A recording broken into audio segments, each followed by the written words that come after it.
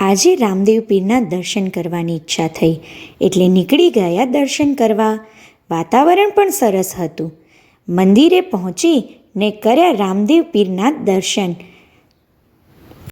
મંદિરમાં અલગ જ વાતાવરણ હતું. મંદિરની પોઝિટિવિટીની વાત જ અલગ હોય. એટલાકમાં લાગી બધાને તરસ એટલે પીધું બધાએ ધરાઈને પાણી. થોડી વાર ત્યાંના પોઝિટિવ એટમોસ્ફિયરમાં ટાઈમ સ્પેન્ડ કર્યો, જેથી આપણામાં પણ પોઝિટિવિટી આવે. અને પછી નીકળી ગયા ઘરે જવા માટે. રસ્તામાં આવ્યું તલનું ખેતર એટલે નિષ્ણાંતોની ટીમ ગઈ તલ ચેક કરવા માટે કે તલ સરખા થયા છે કે નહીં. તલની ખાતરી કરીને ખેતરમાં આંટો મારી ઘરે જવા માટે ફર્યા.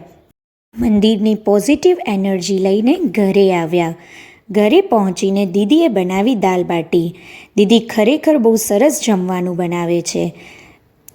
તો મળીએ હવે કાલના વ્લોગમાં. બાય.